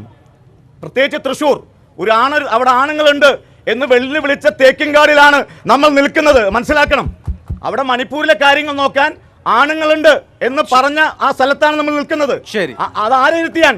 ആഭ്യന്തരമന്ത്രിയെ സാക്ഷിയാക്കിയാണ് ഇവിടെ ഒരു സ്ഥാനാർത്ഥി, ഇപ്പോഴത്തെ മത്സരിക്കുന്ന സ്ഥാനാർത്ഥി പറഞ്ഞത്. അവിടെ മണിപ്പൂരിലേക്ക് പോയത് ആരാൻ? മണിപ്പൂരിലേക്ക് പോയത് രാഹുൽ ഗാന്ധിയാണ്. രാഹുൽ ഗാന്ധിയാണ് ബോംബിന്റെ നടുവിലൂടെ തോക്കിന്റെ നടുവിലൂടെ കടന്നുപോയത് രാഹുൽ ഗാന്ധിയാണ്. ഇതിനേക്കാൾ കൂടുതൽ എന്ത് ചെയ്യണം സുഹൃത്തെ? ശരി കഴിഞ്ഞു. പ്രിയപ്പെട്ട അനിലിനോ അക്കരയോടാണ് എനിക്ക് ചോദ്യം. അനിൽ പറഞ്ഞു ആദ്യമായി മണിപ്പൂരിന്റെ മണ്ണിൽ ക്ഷേമം അന്വേഷിക്കാൻ പോയത് രാഹുൽ ഗാന്ധിയാണെന്ന്. ആദ്യമായി മണിപ്പൂരിന്റെ മണ്ണിൽ ഇന്ത്യൻ കമ്മ്യൂണിസ്റ്റ് പാർട്ടിയുടെ ദേശീയ കമ്മിറ്റി മെമ്പറും മഹിളാ സംഘടനയുടെ നേതാവുമാണ്. വരട്ടെ, ഞങ്ങൾ പറഞ്ഞുതരാം. രാഹുൽ ഗാന്ധി പോയി മിണ്ടാതിരുന്നുള്ളൂ. ബന്ധപ്പെട്ട സർവ്വ സ്ഥലങ്ങളിലും സന്ദേശം അറിയിച്ചത് ആനി രാജയാണ്, വൃന്ദാക്കാരാട്ടാണ്. ഇന്ത്യയിൽ മുഴുവൻ അവർക്ക് അവിടുത്തെ പിഞ്ചോമന മക്കൾക്ക് വിദ്യാഭ്യാസം കൊടുക്കാൻ കേരളത്തിന്റെ മുഖ്യമന്ത്രിയോട് റിക്വസ്റ്റ് ചെയ്തതും അവരായിരുന്നു. എന്താ സംശയമുണ്ടോ നിങ്ങൾക്ക്? 100% സംശയമുണ്ട്. അനീഷെ, 10 വർഷം മുമ്പ് ഭരണാധികാരത്തിൽ വരുമ്പോൾ മോഹന വാഗ്ദാനങ്ങളുടെ പെരുമഴ പെയ്യിച്ചുകൊണ്ടാണ് നിങ്ങൾ വന്നത്. എന്താണ് നിങ്ങൾ ചെയ്തത്? ഈ ഇന്ത്യ രാജ്യത്ത് മണിപ്പൂര് മാത്രമല്ല ഇന്ത്യയുടെ വിവിധ സംസ്ഥാനങ്ങളിലെല്ലാം പിഞ്ചോമന മക്കളെ കെട്ടിയിട്ട് അമ്പലത്തിനുള്ളിലിട്ട് നിങ്ങൾ പീഡിപ്പിച്ചില്ലേ? ഇന്ത്യയിലെ സ്ത്രീകളെ നിങ്ങൾ എത്ര ക്രൂരമായി നിങ്ങൾ ഭരിക്കുന്ന മണിപ്പൂരിൽ നഗ്നയായി നിങ്ങൾ സ്ത്രീകളെ അധിക്ഷേപിച്ചില്ലേ? നിങ്ങൾ എന്താണ് ചെയ്തത്? പിഞ്ചുകുട്ടികളെ കെട്ടിയിട്ട് തല്ലിക്കൊന്നതൊന്നും ഉത്തരേന്ത്യയിലല്ല, അത് വാളയാറിലാണ്. രണ്ട് ദളിത് പെൺകുട്ടികളെ ബലാത്സംഗം ചെയ്ത് കെട്ടിത്തൂക്കി കൊന്നത് പിണറായി വിജയൻ ഭരിക്കുന്ന ഈ കേരളത്തിലാണ്, അല്ലാതെ ഉത്തരേന്ത്യയിലല്ല. ഇനി മധുവിനെ 1 കിലോ അരി മോഷ്ടിച്ചത് നിങ്ങൾ ചോദ്യം ചോദിച്ചില്ല. ഇരിക്കുക, ഞാൻ പറയട്ടെ. നിങ്ങൾ ചോദ്യം ചോദിച്ചില്ല, ഇനി മറുപടി പറയട്ടെ. ക്ഷമ കാണിക്ക്. നിങ്ങൾ പാർട്ടി ഓഫീസിൽ കാണിക്കുന്ന മര്യാദ അല്ല ഇവിടെ കാണിക്കേണ്ടത്. പറയട്ടെ. മധുവിനെ ചോദ്യം ചോദിച്ചല്ലോ, ഇനി മറുപടി പറയട്ടെ. ചോദ്യം ചോദിച്ചല്ലോ. 1 കിലോ അരി മോഷ്ടിച്ചതിന് പേരിൽ മധുവിനെ തല്ലിക്കൊന്നത് പിണറായി വിജയന്റെ കേരളത്തിലാ. പിണറായി വിജയന്റെ കേരളത്തിൽ വിശ്വനാഥൻ എന്ന് പറയുന്ന ആദിവാസിയെ തല്ലിക്കൊന്നത് കോഴിക്കോട്. പിണറായി വിജയന്റെ കേരളത്തിൽ അതൊന്നും ഇവിടെ ചെലവാവില്ല. ഇവിടെ സിദ്ധാർത്ഥൻ എന്ന് പറയുന്ന വിദ്യാർത്ഥിയെ 3 ദിവസം പട്ടിണിക്കിട്ട് തല്ലിക്കൊന്നു നിങ്ങളുടെ കുട്ടി സഖാക്കൾ. 3 ദിവസം പട്ടിണിക്കിട്ട് തല്ലിക്കൊന്നു പിണറായി വിജയന്റെ കേരളത്തിൽ സിദ്ധാർത്ഥനെ. അറിയാമോ? യുപിയിലല്ല, കേരളത്തിൽ. ആ ചേച്ചി വളരെ കൃത്യമായ ഒരു കാര്യം പറഞ്ഞു. ഈ മണിപ്പൂരുമായി ബന്ധപ്പെട്ട് ഒരു വനിത പറയുമ്പോൾ അത് ശരിവെക്കുന്ന ആളുകളാണ് കേരളത്തിലും രാജ്യത്തുമുള്ളത്. പക്ഷെ കല്ല് വെച്ച നുണ പറയുമ്പോൾ അങ്ങനെ ശരിവെക്കാൻ പറ്റുമോ? വയ്ക്കാൻ പറ്റില്ല. നിങ്ങൾ പറഞ്ഞ ചേച്ചി പറഞ്ഞ ബഹുമാനത്തോടെയാണ്. കുറയ്ക്കണോ? അപ്പൊ അതിനകത്ത് മണിപ്പൂരിൽ ആരാണ് ആദ്യം പോയത്? അതാ പറയണേ. ഞാൻ പറയട്ടെ. മണിപ്പൂരിൽ ആദ്യം പോയത് ഡീൻ കുര്യാക്കോസ് MP-യും ഹൈബി ഈഡൻ MP-യുമാണ്. ഇവരാണ് ആദ്യം പോയത്, അല്ലാതെ നിങ്ങൾ വൃന്ദാക്കാരട്ടോ മറ്റാളുകളല്ല. എന്തൊരു കഷ്ടായി. പിന്നെ ശരി, ഓക്കെ. പുറത്ത് പറഞ്ഞ ആരാന്നറിയില്ലേ? പുറത്ത് പറഞ്ഞ അവിടുത്തെ കോൺഗ്രസ് MLA-മാരാണ് പറഞ്ഞത്. എന്താ കാര്യം മനസ്സിലാക്കണം. നമ്മൾ ഈ ചർച്ച നടന്ന് തൃശ്ശൂരിൽ നിന്ന് ചർച്ച നടത്താൻ ഈ തെരഞ്ഞെടുപ്പിൽ ഏറ്റവും പ്രധാനപ്പെട്ട വിഷയത്തിലേക്ക് നമ്മൾ കടന്നുപോയില്ല. കരിവന്നൂർ വിഷയത്തിൽ കൊള്ളക്കാർ ഇവിടെ മത്സരിക്കുകയാണ്. അവരെ പിടിക്കുമെന്ന് പറഞ്ഞ ആളുകൾ ഇവിടെ മത്സരിക്കുകയാണ്. 43 ലക്ഷം രൂപ മരവിപ്പിക്കുകയും എഡ്യൂക്കേറ്റ് അതോറിറ്റി കണ്ടുകെട്ടുകയും ചെയ്ത AC മൊയ്തീനെ പോലും പ്രതിയാക്കാതെ പോകുന്ന രാഷ്ട്രീയം ഇവിടെ ഉണ്ട്. ഏറ്റവും പ്രധാനപ്പെട്ട രാഷ്ട്രീയം അതാണ്. ശരി. കരിവന്നൂർ വിഷയല്ലേ? തൃശ്ശൂരിൽ തെരഞ്ഞെടുപ്പ് നടപ്പ് കരിവന്നൂർ വിഷയല്ലേ? KK മത്സരാജിനോടാണ്. കാർഷിക മേഖലയിൽ 4% പലിശ ഇനത്തിൽ നികുതി കടലാസ് വെച്ചിട്ട് റെസിപ്റ്റ് വെച്ചിട്ട് ആളുകൾക്ക് ഗോൾഡ് ലോണൊക്കെ കിട്ടിയിരുന്നു. ആ കാർഷിക മേഖലയിൽ ഉണ്ടായിരുന്ന ആ ലോണ് കൃഷി വകുപ്പ് മന്ത്രിയായിരുന്നു ഇവിടുത്തെ സ്ഥാനാർത്ഥി. അത് കത്ത് എഴുതിയിട്ടാണ് അത് ഇവിടുത്തെ സ്വകാര്യ ചിട്ടി കമ്പനിക്കാരും ഫൈനാൻസ് മുതലാളിമാരെന്ന് കാശ് മേടിച്ചിട്ടാണെന്ന് പറഞ്ഞു കഴിഞ്ഞാൽ നിഷേധിക്കാൻ പറ്റും. ശരി, ഷാർപ്പായിട്ടുള്ള ചോദ്യം, ഉത്തരം പറഞ്ഞു. അത് വളരെ കൃത്യമാണ്. കേന്ദ്ര ഗവൺമെന്റിന്റെ നിർദ്ദേശമനുസരിച്ച് ഇവിടെ കാർഷിക വായ്പകളിൽ കള്ളത്തരം കാണിച്ച് പണമെടുക്കുന്ന ആളുകളുണ്ടായിരുന്നു. ഇവിടെ കൃഷി ചെയ്യുന്ന ഒരാളുടെയും കൃഷി ചെയ്യുന്ന ഒരാളുടെയും അവസരം നിഷേധിച്ചിട്ടില്ല. കേരളത്തിലെ കർഷകർ മുഴുവൻ കർഷകർക്കൊക്കെ പണം കിട്ടിയിട്ടുണ്ട്. സാക്ഷി നിർത്തി പറ്റിച്ചവർക്കാണ് പണം കിട്ടാതെ പോയത്. കണക്ക് എന്നെ കൊണ്ട് പറയിപ്പിക്കണ്ട. ബാങ്കുകളുടെ കണക്ക് പറയിപ്പിക്കണ്ട. നിങ്ങൾ പറയുന്നുണ്ട് മണിപ്പൂർ വിഷയം. നിങ്ങൾ കേരളത്തിലെ സ്ത്രീകൾക്ക് എന്ത് സുരക്ഷിതത ഉറപ്പുവരുത്തിയിട്ടുള്ളത്? കഴിഞ്ഞ ദിവസം കൂടി ഒരച്ഛൻ മകളെ പീഡിപ്പിച്ചു കൊന്നു. ഇതിനു മുമ്പ് വാളയാർ വിഷയങ്ങള്, അതുപോലെ എത്ര അങ്കമാലി വിഷയങ്ങള്, ഇതിനൊക്കെ എന്ത് സുരക്ഷിതത്തോടെ നിയമം ഇവിടെ പോയി നിയമം നല്ല രീതിയിൽ നടപ്പിലാക്കുന്നുണ്ടോ? ഈ പറയുന്ന UDF സർക്കാരും LDF സർക്കാരും സ്ത്രീകൾക്ക് സംവരണം നൽകിയിട്ടുണ്ടോ? പക്ഷെ മോദിജി നൽകിയിട്ടുണ്ട്. അതിനെപ്പറ്റി വിശദമായിട്ട് ഞങ്ങളുടെ പ്രസിഡന്റ് പറഞ്ഞു തരുന്നതായിരിക്കും. അതിനെപ്പറ്റി വിശദ വിവരങ്ങൾ പറഞ്ഞു കൊടുക്കുക. നിങ്ങൾ എന്ത് സംവരണമാണ് സ്ത്രീകൾക്ക്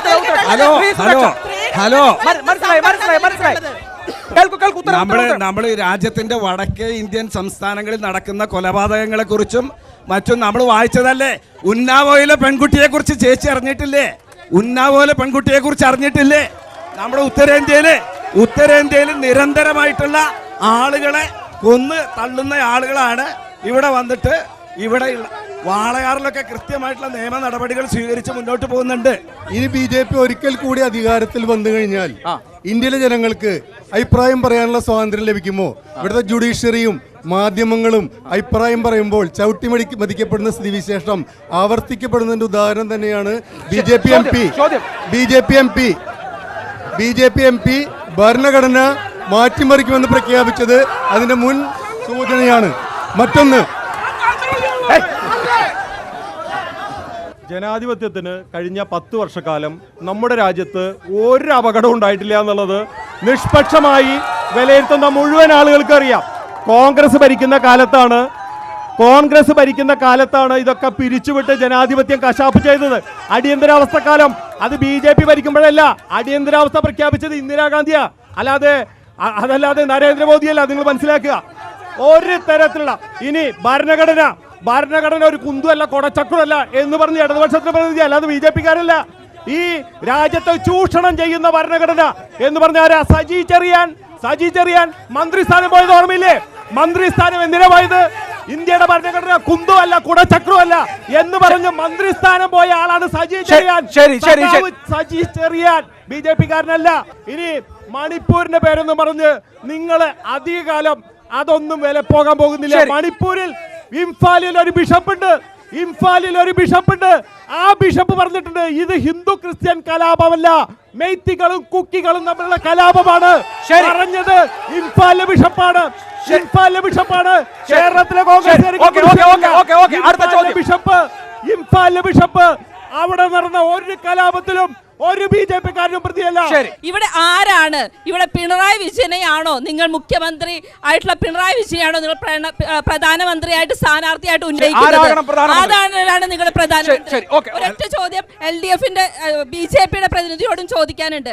ഈ രാജ്യത്ത് കോൺഗ്രസ് അധികാരത്തിൽ വന്നതിന് ശേഷം ഒരുപാട് നിയമങ്ങൾ, ഭക്ഷ്യസുരക്ഷാ നിയമം, വിവരാവകാശ നിയമം ഉൾപ്പെടെ, സ്ത്രീകളുടെ സുരക്ഷ ഉൾപ്പെടെ ഒരുപാട് നിയമങ്ങൾ പാവപ്പെട്ട ആളുകളെ രക്ഷിക്കുന്നതിന് വേണ്ടി കൊണ്ടുവന്നിട്ടുണ്ട്. 10 വർഷമായിട്ട് ഈ കോൺഗ്രസ് അധികാരത്തിൽ നിന്ന് മാറിയപ്പോൾ BJP വന്നതിന് ശേഷം എന്തൊക്കെയാണ് ഇവിടെ ഈ പാവപ്പെട്ട ആളുകൾക്ക് വേണ്ടി BJP കൊണ്ടുവന്നിട്ടുള്ളത് എന്നുകൂടി അറിയാനായിട്ട്. ആ സഹോദരിക്ക് ഇന്ത്യൻ രാഷ്ട്രീയം വേണ്ടത്ര മനസ്സിലായിട്ടില്ല എന്ന് എനിക്ക് തോന്നുന്നത്.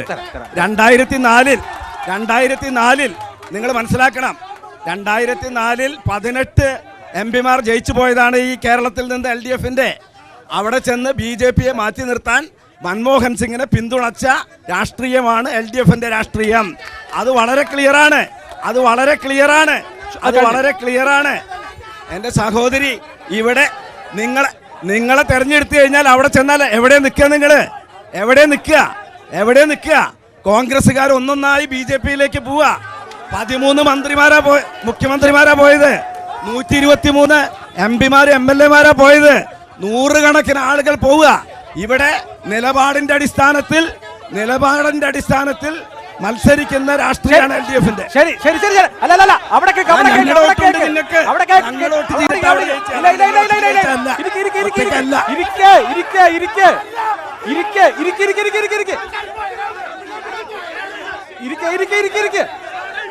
ഇരിക്ക് ഇരിക്ക് ഇരിക്ക് ഇരിക്ക് ഇരിക്ക് ഇരിക്ക് ഇരിക്ക് ഇരിക്ക് ഇരിക്ക് ഇരിക്ക്. കയ്യാങ്കളി വേണ്ട, കയ്യാങ്കളി വേണ്ട, കയ്യാങ്കളി വേണ്ട, കയ്യാങ്കളി വേണ്ട.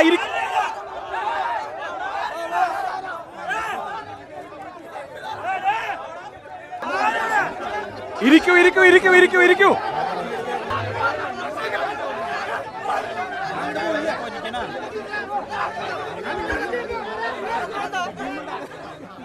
ഇവിടെ ധാരാളം വിഷയങ്ങൾ ചർച്ച ചെയ്യാനുണ്ട്. അതിനുള്ള അവസരമാണ്, നിങ്ങളത് പാഴാക്കരുത്. ഇരിക്കൂ ഇരിക്കൂ. സമാധാനം നോക്കൂ. തൃശ്ശൂര് വലിയ പൈതൃകമുള്ള ഒരു നഗരമാണ്, മണ്ഡലമാണ്. വളരെ സമാധാനപരമായി എല്ലാ ചോദ്യങ്ങളും നിങ്ങൾക്ക് ചോദിക്കാം, ഉത്തരം പറയും നേതാക്കൾ. സമാധാനപരമായി നിങ്ങൾ ഉത്തരവും കൂടി കേൾക്കൂ. ഇത് നിങ്ങളുടെ സ്വന്തം നേതാക്കളെ, നിങ്ങളുടെ പാർട്ടികളുടെ നേതാക്കളെ സംസാരിക്കാൻ അനുവദിക്കൂ. അവർ സംസാരശേഷിയുള്ള ബുദ്ധി വിവേകമുള്ള ആളുകളാണെന്നുള്ളത് നിങ്ങൾക്ക് അറിയാലോ. അപ്പൊ അവരെ സംസാരിക്കാൻ അനുവദിക്കൂ. അതിനുശേഷം നിങ്ങൾക്ക് ചോദ്യങ്ങളുണ്ടെങ്കിൽ ചോദിക്കാം. അവരെ സംസാരിക്കാൻ അനുവദിക്കൂ. ആദ്യം ഇടതുപക്ഷമായാലും വലതുപക്ഷമായാലും തെരഞ്ഞെടുപ്പ് കാലഘട്ടത്തില് വർഗീയ ധ്രുവീകരണം ഉണ്ടാക്കുക. ഞാൻ പറയുന്നു,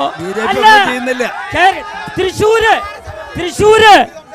കേരളത്തിലെ മതന്യൂനപക്ഷങ്ങള് BJP-യോട് അടുക്കുന്നു എന്ന് കണ്ടപ്പോൾ ഇവിടെ വർഗീയ വിഷം ചിന്തിക്കുക. ഇവിടെ CAA എന്ന് പറയുന്ന ഒരു നിയമം പാസ്സാക്കിയിട്ടുണ്ട്. അതില് മതപരമായിട്ടുള്ള വിവേചനമില്ലേ? മുസ്ലിം എന്ന് പറയുന്ന ഒരു ജനവിഭാഗത്തിന് മാത്രം പൗരത്വം എടുക്കാൻ അവകാശമില്ല. അതാണ് BJP, അതാണ് സംഘപരിവാര ശക്തികൾ. അതിനെതിരാണ് മതേതര ജനാധിപത്യ പുരോഗമന പ്രസ്ഥാനം. 63 കൊല്ലം ഇന്ത്യ ഭരിച്ച പ്രധാനമന്ത്രിമാർ ഓരോ വർഷം കൂട്ടിക്കൊണ്ട് 63 രൂപയിൽ എത്തിച്ചു നിർത്തിയ പെട്രോള് ഇന്ന് 110 രൂപ കൊടുത്തു വാങ്ങേണ്ട ഒരു സ്ഥിതിയാണ്. ഗ്യാസ്, നിങ്ങൾ ഗ്യാസും കുറ്റിയൊക്കെ വെച്ച് പല സമരങ്ങളൊക്കെ നടത്തി. അന്ന് നിങ്ങളുടെ ഇപ്പോഴത്തെ സംസ്ഥാന പ്രസിഡന്റ് സുരേന്ദ്രൻ അദ്ദേഹം പറഞ്ഞ 50 രൂപയ്ക്ക് പെട്രോൾ തരുന്നത്. BJP വിജയിച്ചു കഴിഞ്ഞാൽ ഇന്ത്യയിലുടനീളം ഞങ്ങൾ 50 രൂപയ്ക്ക് പെട്രോൾ തരുന്നു പറഞ്ഞു. ആദ്യ ഗ്യാരണ്ടി തന്നെ ജനങ്ങളെ പറ്റിച്ചു. ഗ്യാസ് 350 രൂപയായിരുന്നു UPA സർക്കാർ ഭരിക്കുമ്പോൾ. അത് ഇന്ന് ഇപ്പോൾ എത്രയാ? 1100. അതിൽ നിന്ന് 100 രൂപ നിങ്ങൾ കുറച്ചു. എന്താണ് ഇലക്ഷൻ സ്റ്റണ്ട്? 2 രൂപ പെട്രോൾ കുറച്ചു. ഇതിനാണ് ചോദ്യം, ഇത് തന്നെയാണ് ചോദ്യം. 2014 1 ലിറ്റർ പെട്രോളിന് 77 രൂപ. Google search ചെയ്തോളെ. 2014 77 രൂപ. 2004 BJP സർക്കാർ ഭരിക്കുമ്പോൾ 35 രൂപ. അത് നിങ്ങൾ ഭരിക്കുമ്പോൾ 10 കൊല്ലം കൊണ്ട് 35 രൂപ 77 രൂപയായിട്ട് വർദ്ധിപ്പിച്ചു. ഇപ്പോ BJP ഭരിക്കുമ്പോ 77 രൂപ ഉണ്ടായിരുന്നത് 91 രൂപയായി. 91 രൂപ. പിണറായി വിജയൻ ഭരിക്കുന്ന കേരളത്തിൽ മാത്രം 106 രൂപ. പിണറായി വിജയന്റെ വണ്ടി വരെ കർണാടകയിൽ പോയി പെട്രോൾ അടിക്കുന്നു. പിണറായി വിജയന്റെ വാഹനം വരെ തമിഴ്നാട്ടിൽ പോയിട്ട് പെട്രോൾ അടിക്കുന്നു. ഇവിടെ നിങ്ങൾ 1 ലിറ്റർ പെട്രോളിന് 18 രൂപ ടാക്സ് വാങ്ങുന്നു കേരള സർക്കാർ. നിങ്ങൾ നോക്കുകൂലി വാങ്ങുന്നു. കേന്ദ്ര സർക്കാർ 12 രൂപ വാങ്ങുമ്പോ നിങ്ങൾ 18 രൂപ നിങ്ങൾ ടാക്സ് വാങ്ങുന്നു. ഗൂഗിൾ നോക്ക്. 72 രൂപ 51 പൈസ. ഗൂഗിൾ നോക്ക്. 2009 അല്ല ഇത്, 2009 അല്ല. 2014. ഇതാണ് കമ്മ്യൂണിസ്റ്റുകാര്. ഞാൻ 2014 പറഞ്ഞപ്പോ 2014 2009 കണക്ക് കാണിക്കുന്നു. 2009 കണക്ക്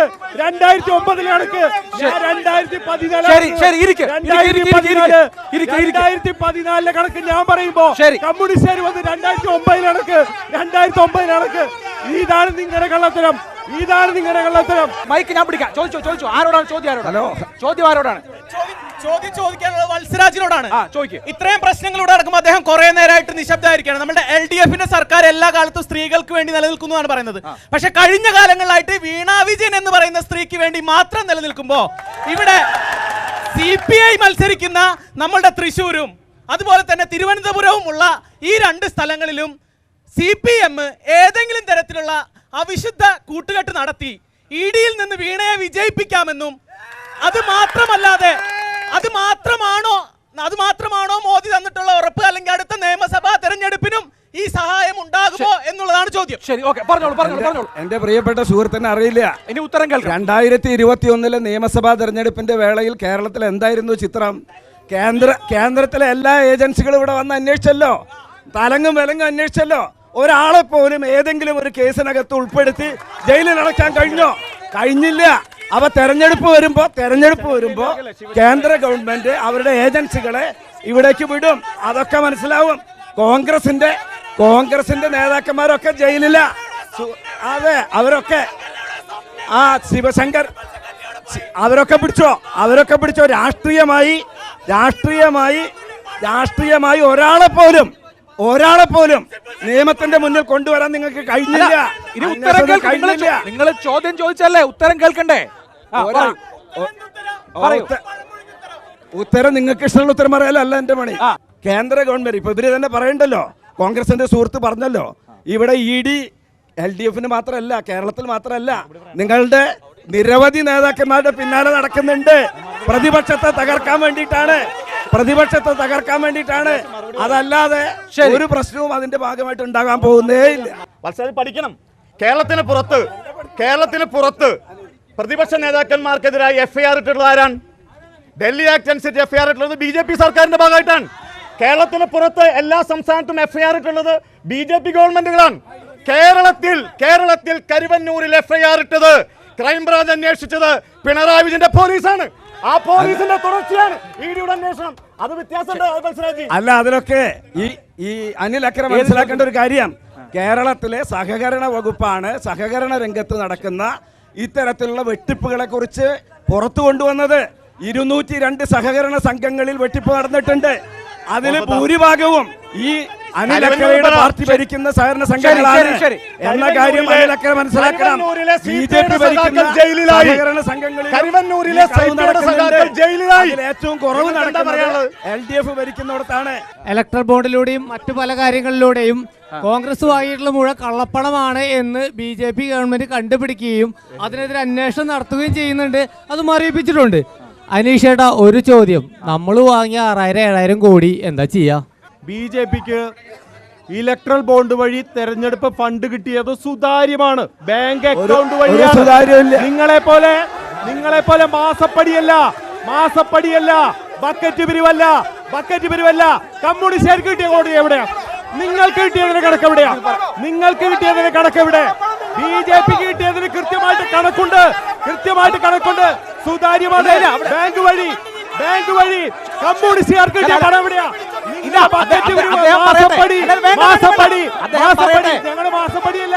മാസപ്പടിയല്ല. നേതാക്കൾ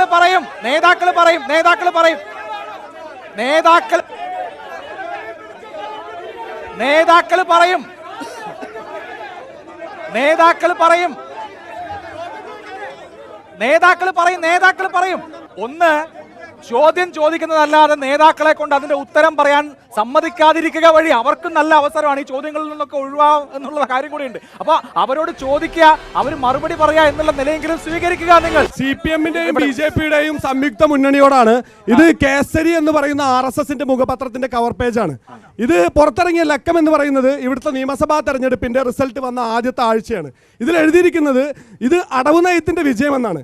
ഈ BJP-യുടെ സംസ്ഥാന പ്രസിഡന്റ് K. സുരേന്ദ്രനും കുമ്മനം രാജശേഖരനും ശോഭാ സുരേന്ദ്രനും ഉൾപ്പെടെയുള്ള എല്ലാ ആളുകളും 8 നിലയിൽ പൊട്ടി 0-ന്റെ ഷർട്ടിട്ട് നടക്കുന്ന സമയത്ത് ഇങ്ങനെ ഒരു ഇത് അടവ് നയത്തിന്റെ വിജയമെന്ന് പിണറായി വിജയന്റെ വിജയം എഴുതി രേഖപ്പെടുത്തിയ RSSന്റെ മുഖപത്രം, ഈ മുഖപത്രം വായിക്കുന്ന RSSകാരോട് എനിക്ക് ചോദിക്കാനുള്ളത്, ഇലക്ട്രൽ ബോണ്ട് വഴി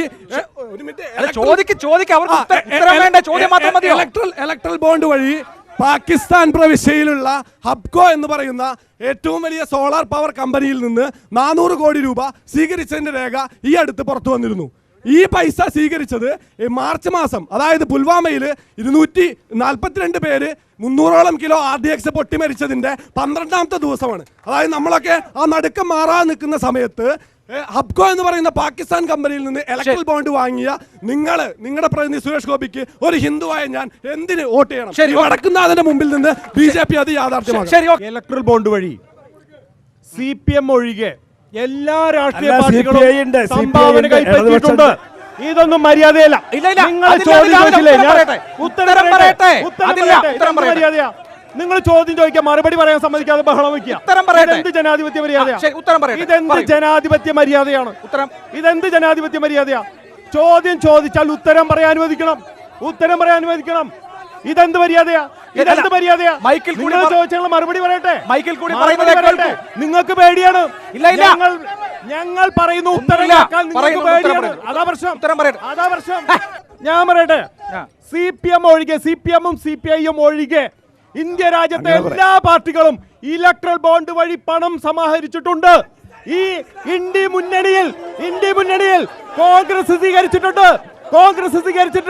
DMK സ്വീകരിച്ചിട്ടുണ്ട്, തൃണമൂൽ സ്വീകരിച്ചിട്ടുണ്ട്, എല്ലാ പാർട്ടികളും പണം സ്വീകരിച്ചിട്ടുണ്ട്.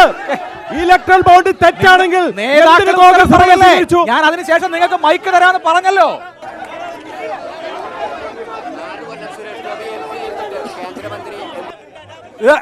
നോക്കൂ, ഇത് അവസാനിപ്പിക്കുകയാണ്. മറുപടി പറയാൻ നിങ്ങൾ സമ്മതിക്കണ്ടേ? ചോദ്യം ചോദിക്കുക, മറുപടി പറയാതെ സമ്മതിക്കാതിരിക്കുക എന്ന് പറഞ്ഞാൽ എങ്ങനെയാണ് നടത്തുക? Bharatiya Janata party electoral bond വഴി പണം സമാഹരിച്ചിട്ടുണ്ട്. ഇതിൽ ഒരു തെറ്റും ഭാരതീയ ജനതാ പാർട്ടി കാണുന്നില്ല. ഇത് സർക്കാരിന്റെ നയമാണ്. എല്ലാ രാഷ്ട്രീയ പാർട്ടികളും സുതാര്യമായി ബാങ്ക് വഴി പണം സ്വീകരിക്കണം എന്നുള്ളതാണ് BJP-യുടെ നയം. ഇത് കള്ളപ്പണം ഒഴിവാക്കാനാണ്. നിങ്ങളൊരു കാര്യം മനസ്സിലാക്കുക, BJP മാത്രമല്ല എല്ലാ രാഷ്ട്രീയ പാർട്ടികളും, ഞാൻ നേരത്തെ സൂചിപ്പിച്ചു, CPM-ഉം CPI-യും ഒഴികെ എല്ലാ രാഷ്ട്രീയ പാർട്ടികളും ഇലക്ട്രൽ ബോണ്ട് വഴി പണം സ്വീകരിച്ചിട്ടുണ്ട്. ഇലക്ട്രൽ ബോണ്ട് തെറ്റാണെങ്കിൽ എന്തിന് കോൺഗ്രസ് പണം സ്വീകരിച്ചു? എന്തിന് DMK പണം സ്വീകരിച്ചു? എന്തിന് ആം ആദ്മി പാർട്ടി പണം സ്വീകരിച്ചു? എല്ലാവരും പണം സ്വീകരിച്ചിട്ടുണ്ട്. പാർട്ടികളുടെ ശക്തിക്കനുസരിച്ച് ഏറ്റക്കുറച്ചിലുണ്ടായിട്ടുണ്ട്. അത് ശരിയാണ്. പക്ഷേ നിങ്ങളുടെ ഇന്ത്യ മുന്നണി ഉണ്ടല്ലോ, ഇന്ത്യ മുന്നണി ഖാലിസ്ഥാൻ തീവ്രവാദികളിൽ നിന്ന് പണം കൈപ്പറ്റി. അതാണ് നിങ്ങൾ ചോദ്യം ചെയ്യേണ്ടത്. ഖാലിസ്ഥാൻ തീവ്രവാദികളിൽ നിന്ന് രാജ്യത്തെ ഒറ്റിക്കൊടുക്കാൻ വേണ്ടി. ഇനി ഞാൻ ചോദിക്കട്ടെ, CPM-ന് പണം ലഭിച്ചതിനെ കുറിച്ച് എന്താ കണക്ക്? CPM-ന്റെ കണക്കെന്താ? എല്ലാ പാർട്ടികളും പണം സ്വീകരിച്ചതിനെ സംബന്ധിച്ച് കണക്കുണ്ട്. CPM-ന് കണക്കില്ല, CPI-ക്ക് കണക്കില്ല, CPI-ക്ക് കണക്കില്ല. കള്ളപ്പണമാണ്. CPM-നും CPI-ക്കും കള്ളപ്പണമാണ്. കണക്കില്ല, അവർക്ക് കണക്കില്ല. അദ്ദേഹം പറഞ്ഞത് ഇലക്ട്രൽ ബോണ്ട് വളരെ നിയമപരമായിട്ട് ശരിയാണെന്ന് സ്ഥാപിക്കുകയാണ്. സുപ്രീം കോടതിയാണ് അത് തള്ളിക്കളഞ്ഞത്. ഇലക്ട്രൽ ബോണ്ട് പറ്റില്ല എന്ന് പറഞ്ഞു.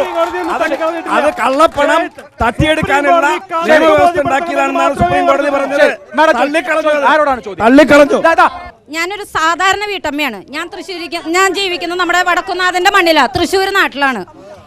ഈ സപ്ലൈകോല് സാധനങ്ങളില്ലാതെ മാസം പെൻഷൻ കൊടുക്കാതെ പിന്നെ എന്ത് വികസനമാണ്? ഇതൊന്നും ചെയ്യാൻ പറ്റാണ്ട് എന്ത് വികസനമാണ് ഉദ്ദേശിക്കുന്നത്? പിന്നെ അന്നന്ന് പണിയെടുത്ത് ജീവിക്കുന്ന ഒരുപാട് പാവപ്പെട്ട കുടുംബങ്ങളുണ്ട്. കൂലിപ്പണിക്കാരും ഓട്ടോറിക്ഷ ഡ്രൈവർമാരും അങ്ങനെ ഒരുപാട് പേരുണ്ട്. അവർക്കൊക്കെ വേണ്ടി സാധാരണക്കാരായ ജനങ്ങൾക്ക് വേണ്ടിയിട്ട് എന്ത് വികസനമാണ് നിങ്ങൾ ഉദ്ദേശിക്കുന്നത്? ആ സഹോദരിക്ക് അറിയില്ല. 57,000 കോടി രൂപയാണ് കേന്ദ്ര ഗവൺമെന്റ് കേരളത്തിന് തരാനുള്ളത്. 57,000 കോടി രൂപ. ആ പൈസ കിട്ടിയാൽ ഇവിടെ പെൻഷൻ 2,500 രൂപ പെൻഷൻ കൊടുക്കും. ഞങ്ങൾ 2,500 രൂപ. അതൊക്കെ വളരെ ക്ലിയർ ആയിട്ട് ഞങ്ങളത് ചെയ്യാൻ തയ്യാറാ. പിന്നെ ഓട്ടോറിക്ഷക്കാർക്കും പൊതുവിതരണ സമ്പ്രദായം അതൊക്കെ കോടതി പറഞ്ഞല്ലോ സുഹൃത്തെ. സുപ്രീം കോടതി പറഞ്ഞു പൈസ കൊടുക്കാൻ കേന്ദ്ര ഗവൺമെന്റിനോട്. അങ്ങനെ പൈസ തന്നത്. തൃശ്ശൂർ വളരെ വീറും വാശിയുള്ള പോരാട്ടമാണ് എന്ന് ഈ പ്രതികരണത്തിൽ നിന്ന് തന്നെ വ്യക്തമാണ്. കൂടുതൽ ജനാധിപത്യപരമായി നമുക്ക് ഇനിയും സംവാദങ്ങൾ നടത്താം. തൃശ്ശൂർ പൂരത്തിനേക്കാൾ വലിയൊരു പൂരത്തിന് സാക്ഷ്യം വഹിക്കലേ. ഓൾ ദ ബെസ്റ്റ് എല്ലാവർക്കും, 3 മുന്നണികൾക്കും. Thank you and good night.